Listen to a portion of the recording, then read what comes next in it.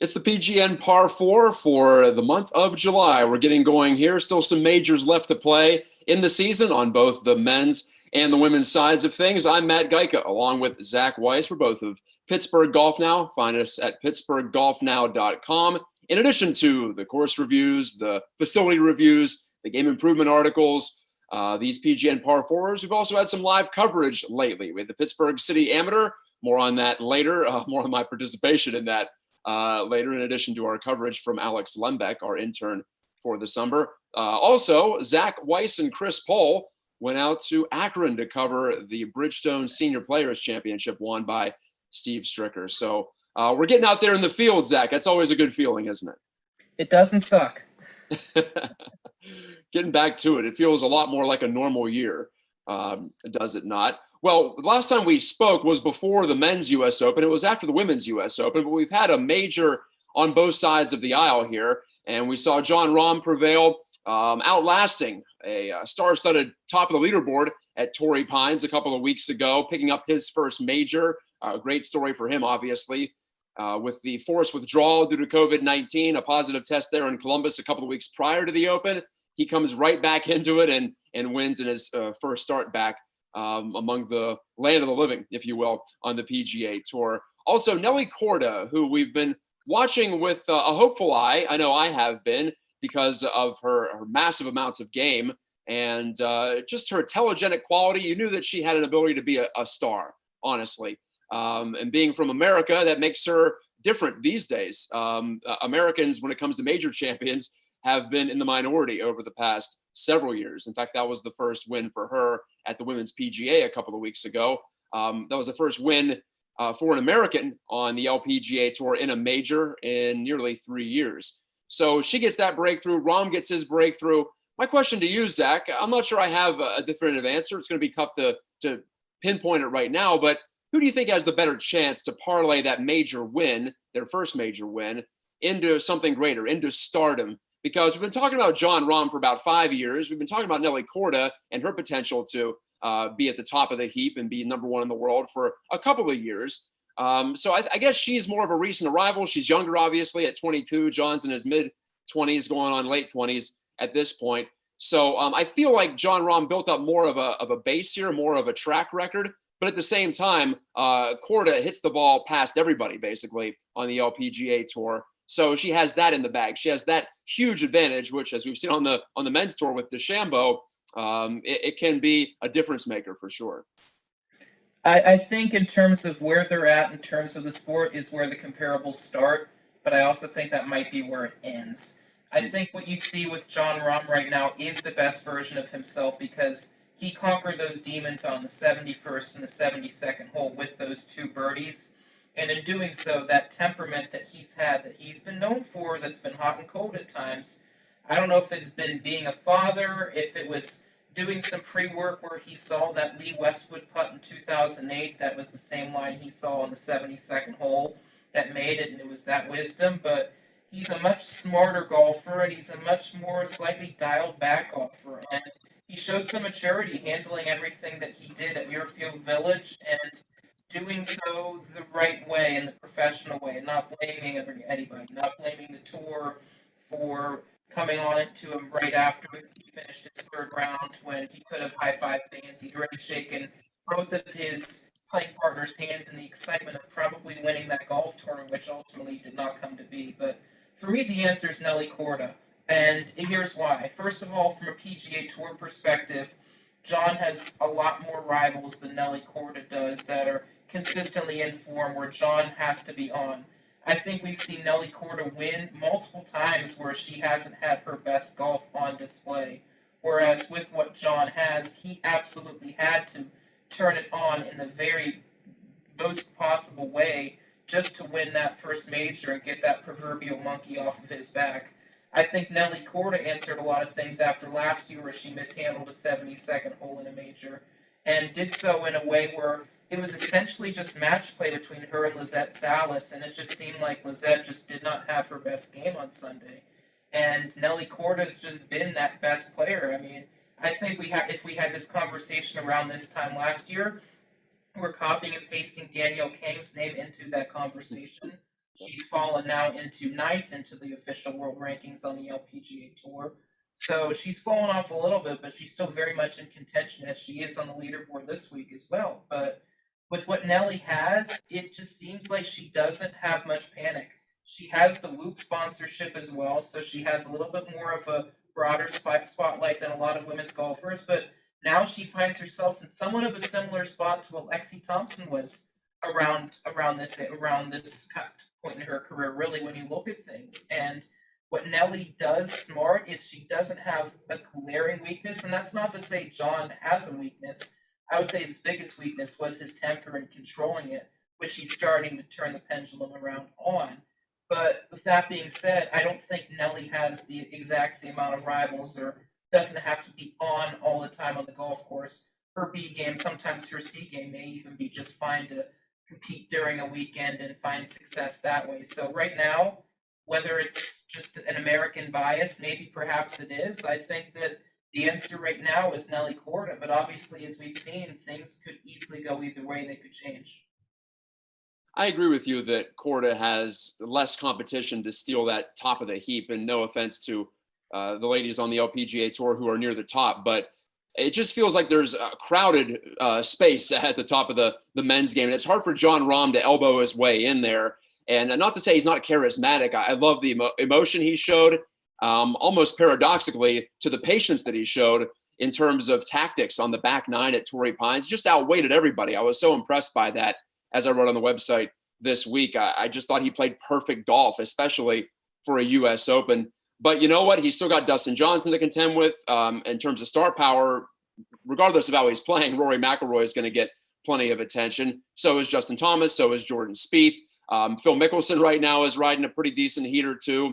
And, the list goes on and on. There are plenty of guys who are on the verge too, like a Tony Finau. If he wins, say, at the Open Championship here, we're going to be talking about him in much the same way. So there are plenty of gentlemen there who can take away some of the oxygen. But with Korda, like you said, like it or not, maybe it's xenophobic, maybe it's being a little overly jingoistic here, but to have an American star on the LPGA Tour, one at the top of her game and at the top of the world golf ranking too, and to get that major championship, it really does seem like the sky is the limit for her, and not just because she stands at 6'1", but because of the enormity of her game. And there's a sense too that she's just scratched the surface here as well. So she could possibly grow with it as she continues to grab more attention on the LPGA side of things. So we look forward to another major there on the women's side. See if her game translates across the pond, as both sides of the game will be taking their games over to Great Britain.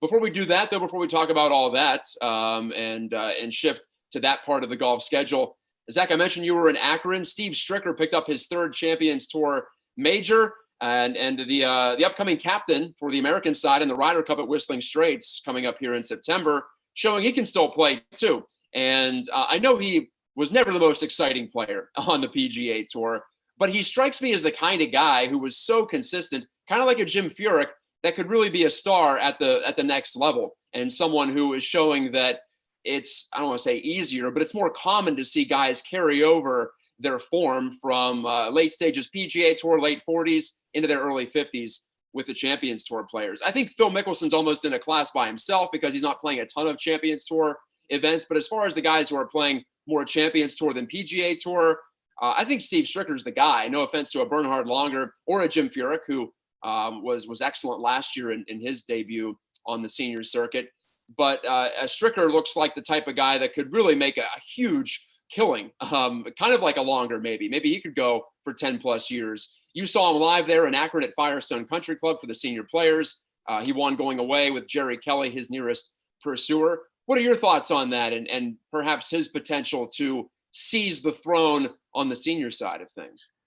Well, I mean, it certainly could play an advantage in that those senior majors are 4 rounds, whereas the other non-major tournaments are typically 3 rounds. And for a guy like Stricker, who is the Ryder Cup captain, and maybe directly so, is splitting time between the tours, he'll be playing the John Deere this upcoming week versus going overseas and trying to play in the Open Championship with all those pandemic restrictions that they have still going over there. They're not as loose over across the pond as they are here in America and in the States. So that's a factor, in addition to John Deere also serving in its 50th anniversary. So Stricker, the tournament means a lot to him. But he had a choice this past week, and he could have easily have said, look, whether it's trying to, maybe be a little bit easier with this whole Brooks and Bryson thing, whether it's just being on tour and getting those reps and seeing some guys that might be captain's picks and trying to find pairings and hem and haw around those, he decided to go to Firestone, a track that he's had some success with, but he's never overly won on. And I think just, you don't want to say he necessarily won the tournament on Thursday, but he didn't have to really do anything after Thursday just because that course is so long for players on that tour. I mean, so many guys that you typically see do well longer, Miguel Angel Jimenez, guys along those lines just couldn't get it going, just were not in a good rhythm. There just were, again, not many scores under par. This year was two guys. It was Stricker and Kelly, the two Madisonites that were, and the two friends that were also rivals that are battling back and forth. And really, I mean, I think after Stricker's captainship is done, I think you will see a lot more of him on this PGA Tour Champions.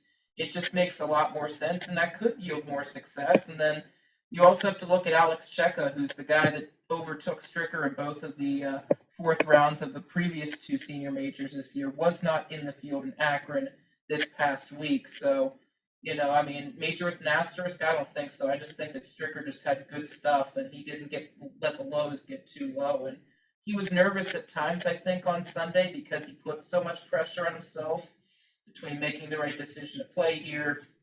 2 years ago, he had the disappointment to Retief Goosen, just getting back in the winner's circle, and obviously not being able to cash in on the 254-hole leads earlier on the Tour Champions major schedule as well. So you can look at that. You also can look at the upcoming class here, the guys that are coming in. Robert Allenby's coming in 10 days. He'll turn 50. Patrick Harrington, that'll be an interesting conversation. August 31st, he turns 50. And he did experience some recent success on the PGA Tour with that last major on the U.S. Open side, if I remember correctly. So how much is he going to want to go over? Obviously, the conversations becomes even more important and paramount because of what Phil Mickelson was able to do and that magic that he was able to capture during the PGA Championship. But, I mean, the possibilities are definitely there. I mean, the only guys that turn 50 next year noticeably are David Duval, Y. Yang, Justin Leonard, Nota Begay, Brian Gay. I mean, they're names, but I mean, they're guys. I mean, Duval hasn't really had that much played that much competitively in quite some time. I think Y. Yang was known for that 1 week that he caught magic and caught that lightning in a bottle and overtook Tiger Woods again the PGA Championship. Justin Leonard, I think, is more known for 1999 Ryder Cup than anything that was accomplished overseas with the Open Championship or anything along those regards. And I think, unfortunately, no offense to Nota Begay, but I think he's most known for being close with Tiger and achieving the success at Stanford with Tiger. So, I mean, none of those names are necessarily big enough to overtake what's really working right now, which is Jerry Kelly leads the Charles Schwab Cup Championship points race right now. Stricker moves up to 6th with this win.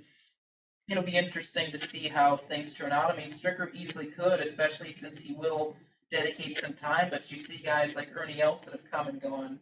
They get good weeks, they get bad weeks. Last week was a good one, but he was in a little bit of a slump before that. Freddie Couples, how much longer does he want to play? Langer's always a competitor, even though he lost his putter the other day in playing in the Pro-Am. So, I mean, these guys still are very darn good, and they still can compete. I mean, Furyk just joined last year, just after Firestone, and he's going to be in the thick of things. I mean, his length does play on the Champions Tour, so it's going to be interesting. Is Stricker far and away the guy? No, I don't think there is going to be a the guy, but I think you're going to have a lot of individuals that are very talented that are going to trade off on that tour.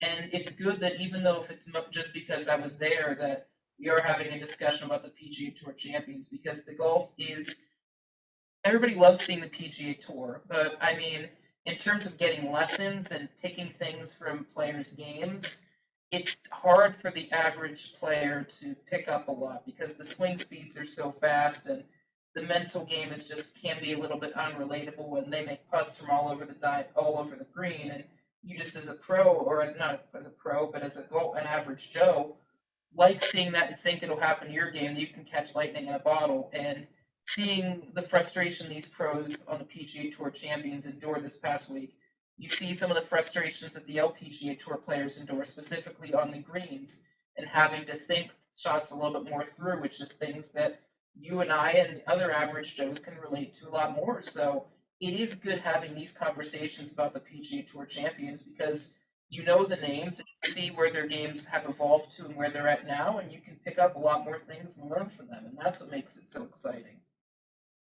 Yeah, definitely a win. I love that the seniors are playing at Firestone. We'll see how long it lasts because I've been beating them up. At But I least love one. that course. I realize that maybe it wasn't the favorite of a lot of PGA Tour pros. A lot of people who are architecture nerds out there have called it boring, but I think it's a cool look back to the classic country club feel. A lot of which we have around here in Pittsburgh, but of course out in Akron, there's a little more flat space, so you can stretch these holes out and make them more playable. But tree lined, it's all right to have some tree lined courses. It's all right to have some traditional looking courses. And I know it's no longer on the PGA Tour, but I'm very happy to see it at least get a decent year, multi-year run, I should say, here on the Champions Tour. And to your point about the LPGA as well, it is nice to see all three of the major pro tours here in North America get some attention. And I feel like there's some momentum behind the women's tour as well. So we're looking for the Solheim Cup coming up here in Toledo, of course, and we'll keep an eye on that side of the game, certainly, for sure. But the PGA Tour has moved on to Detroit, and right now we're recording this in the middle of the tournament, so pardon us for the bad timing. But you know what? The world will little note nor long remember who wins this tournament, I would imagine. But there were a couple of interesting news items that came out of this week, but they were both from before the tournament teed off. Zach, we saw number one, Bryson DeChambeau, and his, I don't want to say longtime caddy, but multiple time caddy, multi-year caddy, Tim Tucker, splitting, apparently mutually, or at least that's the way they wanted it to look. So it wasn't necessarily an ugly split here, but that was a big story for a guy who's at or near the top of the world golf rankings, and always someone that you think about when you're talking about major championships. You have to now, with the way that he has revamped his game. And also Phil Mickelson, the subject of a, I guess you would say, not so flattering Detroit news piece this week. It wasn't necessarily a hit piece or anything on Phil. It was actually about how a Detroit bookie stiffed Phil out of $500,000 back in the day on a sports bet. But it was odd timing with that one. And Zach, I don't want to get too meta as far as journalism is concerned, but I think I would say I would agree with Phil and his lawyer that this was a weirdly timed piece with Phil playing the Rocket Mortgage. I mean, you could run that any time of the year. It was, in fact, the trial was 14 years ago. It was a 2007 trial. So it struck me as sensationalistic and not particularly newsworthy, I guess, for a guy who's made tens of, actually hundreds of millions of dollars over the course of his career. 500K, yeah, it sucks for him, but it's a drop in the bucket at this point. So Phil talking like he doesn't want to come back to Detroit because of that. I don't know if that's necessarily the right response, because he's been contributing a lot to the fanfare surrounding the tournament at Detroit Golf Club, in addition to contributing money to the cause to eliminate the digital divide, or at least mitigate that in Metro Detroit. So some good stuff going on there with Rocket Mortgage and the event. But Phil definitely, and I would say justifiably, upset about that news. So is there either one of those mini controversies, you could say, that caught your eye more than the other? No, they both really caught my eye, and here's why. First of all, with the timing of Tim Tucker leaving was publicly announced between Wednesday night and Thursday. It wasn't announced before the tournament, it wasn't announced after the tournament. So the timing is very eye-raising. Just for that reason and that reason alone, I mean, yes, they've split up before, but Bryson was calling it initially taking a break before, give credit where credit is due, no laying up, properly reported that no, this is a separation and they're done. And it's not a break. And Bryson is a very divisive guy, to the point that we talk about him every single damn one of these, whether we want to or not, in these par fours. But he's a guy that is very active with his routine, does everything he can about the game. He has those YouTube videos now, so you get a glimpse into his life, maybe more than you'd like. But Bryson is on all the time, and as a caddy, that is so difficult mentally to keep up with Bryson and keeping up with the new things that he's implemented within the last year and a half, 2 years, whatever you want to call it at this point in time. And eventually it wears on you, and enough was enough. And obviously, I don't think the kiddie games between Bryson and Brooks have helped things, which this was another chance for Brooks to issue a caddy appreciation day. But beyond that matter, the whole thing was just. I mean, I don't think it was unavoidable. I think this wasn't this was going to happen one way or another, sooner rather than later. I think we talked last year about Bryson being tired. And if Bryson's tired, you know damn well that Tim Tucker is going to be exhausted too. And this year, I think Bryson's admitted that he's gotten tired again a little bit. And I think at some point, just as a caddy, especially with a top tier player where everything you do is going to be put under the microscope, and even more so with Bryson being so pronounced with these changes that he's made.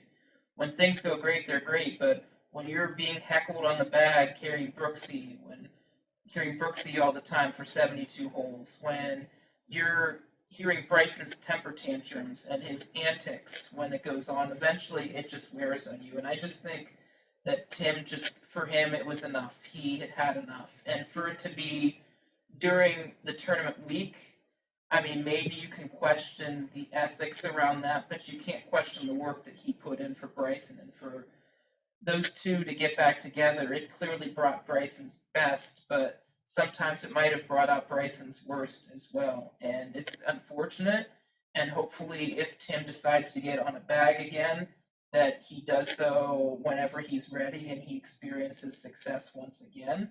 But if this is it for him, or if he wants to do what Bones Mackay and what John Wood, Matt Kuchar's old caddy, decided to do and go the broadcasting route, I think given the expertise he's had with what Bryson's gone through, he would be a very interesting and potentially refreshing voice, providing a different school of thought to what's previously been heard on broadcasts that do seem to be going with the caddy in the old established pro route. I think that would be interesting. As for Phil, I think it's a double-edged sword as well. I think the piece itself was unnecessary, and if you're going to do a sensational piece, I mean, why didn't you do it right after he won the PGA Championship and you know the most eyes were going to be on it then? It was just a matter of absolute convenient circumstance by all stretches of the words, and he knew damn well what he was doing when he clicked send, and the editors from their code of ethics also had the opportunity to stop this and elected not to do so, and have been rather mum by and large, other than a couple Twitter comments, since Phil's still active on Twitter about the whole thing. But Phil was at the point yesterday where he was not going to come back, but now in a press conference after just barely making the cut this week, has offered a potential change of heart where Phil is entertaining the possibility of coming back, but would only be willing to do so if there is an opportunity regarding a 50,000 signatures for 50,000 good beats from 50,000 different Detroit individuals.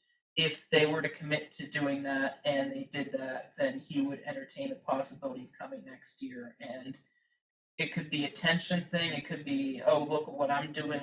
Let's spread this a little bit. I mean, it almost was a little bit of a self-defense response for us. Oh, look at me. And let's not forget, what was it, a few years ago, Phil had the gambling issues come out into louder and prouder effect during the Memorial Tournament, where he was a little bit mum and a little bit didn't want to say as much, but we're also in times where the PGA Tour is more willing to embrace the gambling aspect of things. And for Phil Mickelson, like you said, $500,000, really not a large sum of money, but if you're Detroit, now it's time to put the money where the mouth is at if you want to keep Phil. And it's an unenviable task for the Rocket Mortgage Classic because for everything going on over there, just because you're running into a lot of pros that are making the overseas trip early, acclimating themselves into the COVID rules that are in effect down there, and also that Scottish Open that a lot of those pros like to play to get acclimated to the Senior Open conditions, whether it's the courses, the weather, the travel, the jet lag, whatever the case may be. A lot of them do play that European Tour event. So attracting that talent makes it even tougher. So if you have someone like Phil Mickelson that's loudly saying that he's not going to come back, or he's at least strongly considering or entertaining the idea of not coming back, pros that are in the field like Patrick Reed, who does do a lot of European Tour starts, but even though he hasn't gotten the results lately, is still a big name by all stretches of the rule. If I'm Patrick Reed, I mean, maybe I don't come back. Poor Ricky Fowler's in Mickelson through Vasquez Hideki Matsuyama before he tested positive for COVID, news that was made official prior to this broadcast. But Fowler's in a rock and a hard place because Rocket Mortgage is his sponsor, but he's also really good friends with Phil, and Phil's taking a really strong stance on this. So it raises a lot of questions on tournament fields, and fields like this week typically are a little bit weaker because of that travel issue. And it's splotches like this that could ruin things. And the article, I mean, it was public record, but it's old news. There wasn't much point in doing it. So bottom line, I think Phil was maybe putting a little bit too much attention for yourself. You never want to hear the established celebrity saying, oh, look at me, look at what I've done. Although it's undeniable and commendable what he did, it almost seemed like he was trying to use the charity angle as a crutch when he should have just said, stayed quiet and just either not spoken to the media, which is what Bryson DeChambeau refused to do after both the first and the second rounds after missing the cut this week as the tournament's defending champion. Or Phil just said, look, I acknowledge the article, but I don't agree with it, and just leave it at that. And if he decides not to come back, then if you want to talk about it then in a year, that's your prerogative. But I think it could have been handled a different way, and I think Phil sometimes is so out there and boisterous and wanting to embrace social media, but this might have been that time where social media Phil should have taken a timeout and just taken that break and taken that breath and just let his lawyer handle any answers that need to be answered. So, definitely a lot of construction in Detroit. We're not for once talking about the roads. So it's an interesting conversation to have, and it's an unfortunate conversation to have for all parties, but just hopefully there's some things that we can all learn, and hopefully Bryson takes his window and defines a caddy that works for him, and maybe he dials it back a little bit. Instead of a 10, maybe he takes it back to a 7. And for Phil, just learns to maybe once in a while, guy that doesn't like to keep his mouth shut, this might have been one to sit out. Phil, I think went overboard. I agree with you there on his reaction to it. And I'm glad to hear he walked it back a bit after his Friday round up at Detroit Golf Club, because there's no reason he should hold it against the tournament. The Detroit News, an independent media entity, decided to write a story. That doesn't represent Detroit, doesn't represent Detroit Golf Club or Rocket Mortgage or any of the folks who put on the tournament, or Detroit area, Michigan area golf fans at large. So I'm glad that he's maybe allowed the day to settle in and a couple of days to get between the story and the present time, and he has decided to look at it a little more rationally. And yeah, as for DeChambeau, it's got to be exhausting to be his caddy, and I wish Tim Tucker many days of rest ahead as perhaps takes a step back here.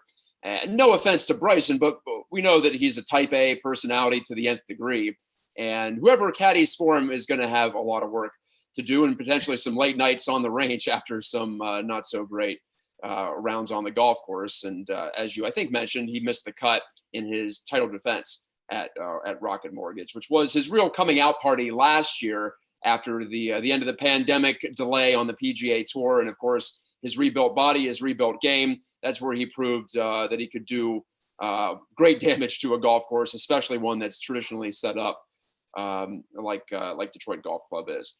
All right, on to our fourth shot here as we tap in for par on the PGN par 4. Zach, I brought it up before, right at the top of the show, that it's just great to get back out there, whether it's playing or covering events. But, I think it's a great reminder, because you can watch golf on TV all you want, and we sit there and critique these guys and gals who play it, and we say, oh, that was a big mistake, or what were they thinking there? I was guilty of it, as I wrote this week on Pittsburgh Golf Now, criticizing Louis Oosthuizen and Brooks Koepka, namely for getting impatient at the U.S. Open.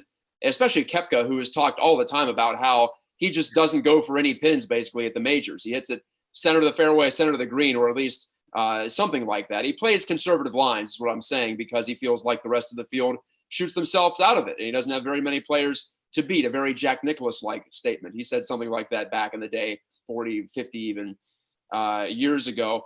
But as I got back out there in competition in the Pittsburgh City Amateur at the Bob O'Connor course at Shenley Park, and as I was reminded of how a lot of times in golf, you don't know the number you need to shoot. So it's best just to keep plugging away, stick to the game plan. I had a pretty conservative game plan there out on the course, but after making a triple bogey, bad luck, losing a golf ball in the middle of an open field that I felt like I should have found, let the emotions of that moment get to me, and I decided I needed to go for a green when I really didn't need to, and basically ended up costing myself a chance at being in a playoff there for the championship. So lesson learned for me, but again, heat of the moment, it's very different when you're the person in the arena there. And Zach, when you walk inside the ropes at an event like the Senior Players Championship, you mentioned you could tell that Stricker was tight in that final round.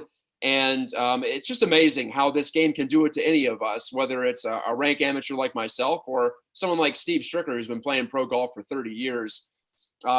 This game really is something, isn't it? When you get out there and you're actually playing, and it's a fine motor skill type of a sport. It's also a big muscle type of a sport when you're talking about shots off the tee and the modern game and all of its power. But nerves and your brain can get in the way a lot of times, and your emotions can get in the way. And that's why it's a wonderful game. But at the same time, it also reminds me to always take into account the fact that this isn't easy. What these players are doing out there, even though it looks like it's easy a lot of times.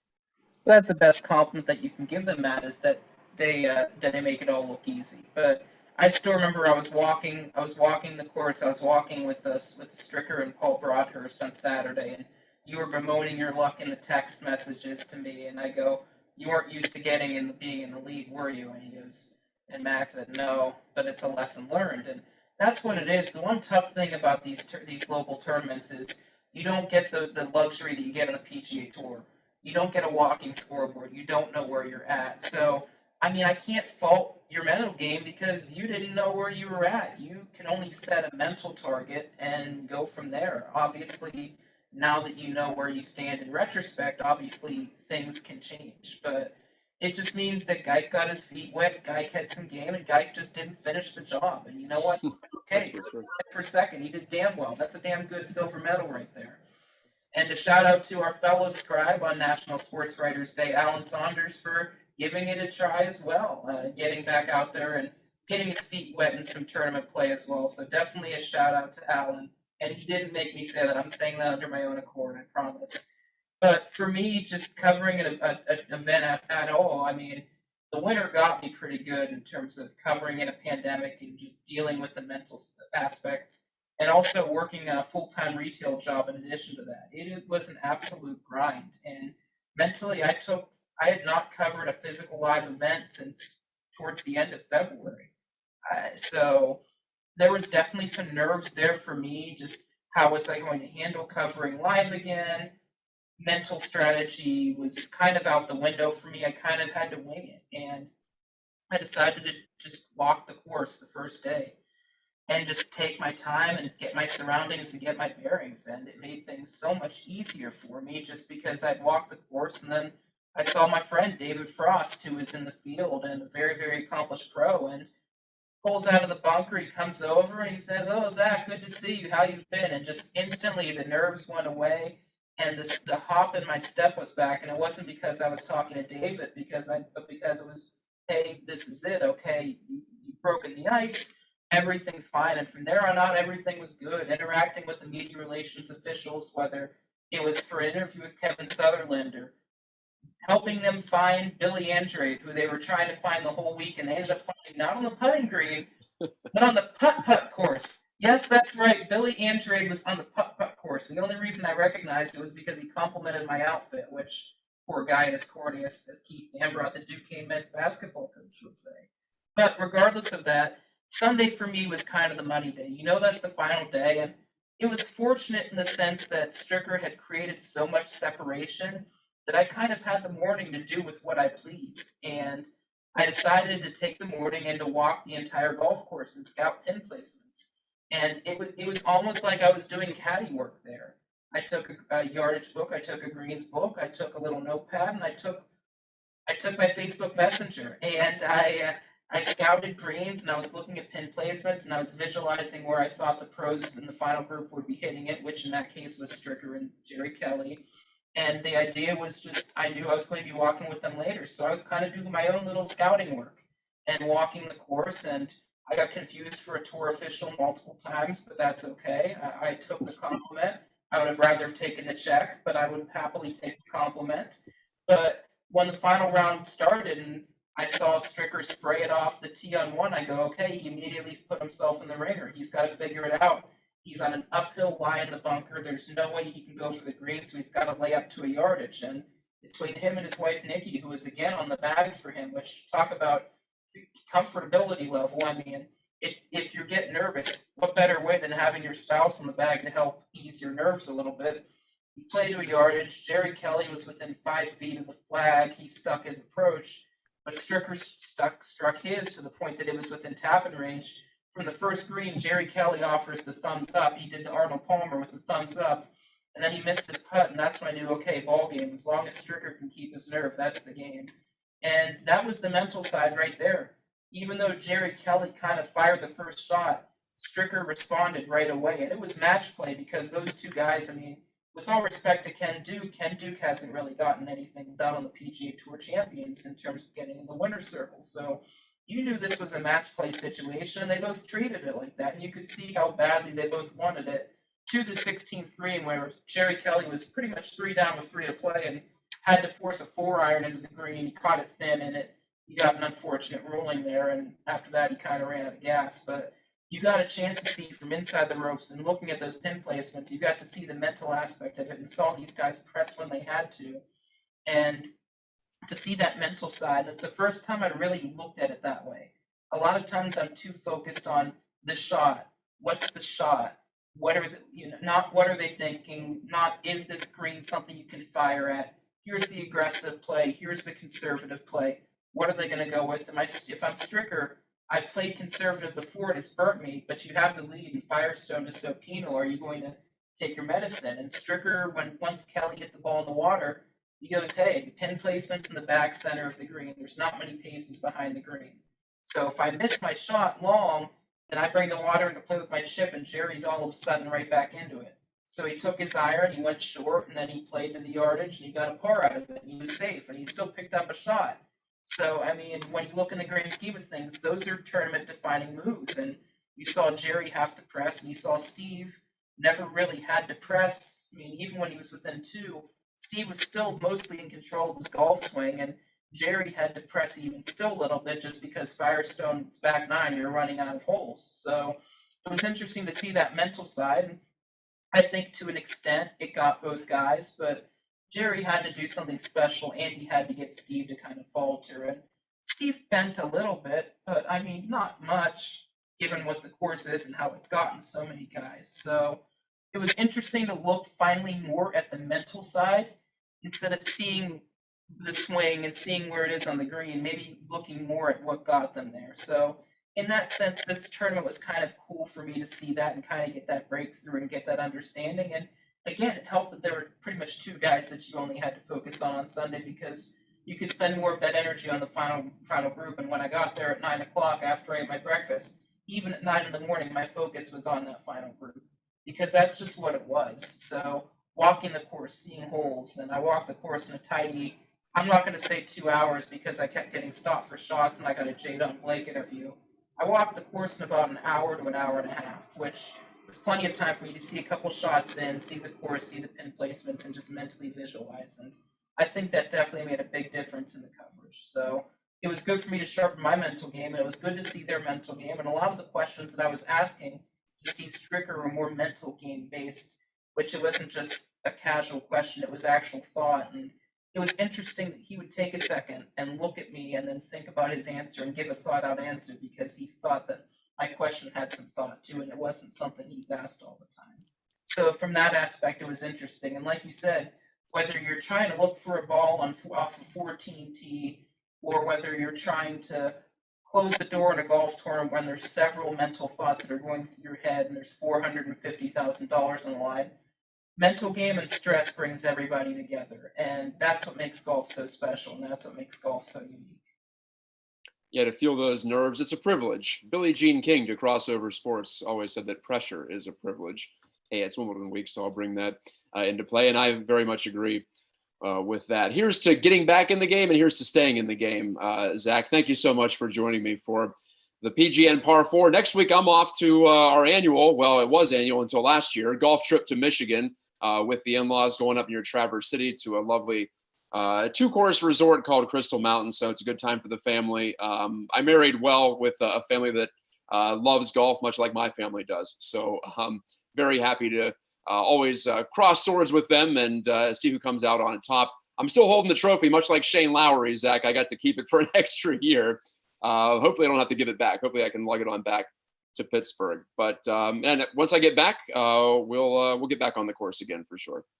Yeah, that sounds like a plan. I know a certain Josh Danino would be looking forward to that. Yeah, Moon Open's coming up in August, and I believe, yeah, they still have plenty of events throughout the rest of the summer and into the fall. Even our good friends from Moon Golf Club advertisers on Pittsburgh Golf Now and Pittsburgh Sports Now. This has been the PGN Par 4 on Pittsburgh Sports Live. Thank you for watching. And like I said, PittsburghGolfNow.com, your source for reviews, for game improvement stories, for just our struggles with the game, those types of stories too, and also live coverage, as Zach and Chris Paul with the photos brought you last week out in Akron at Firestone. For Zach Weiss, I'm Matt Geica saying goodbye. We'll talk to you next time.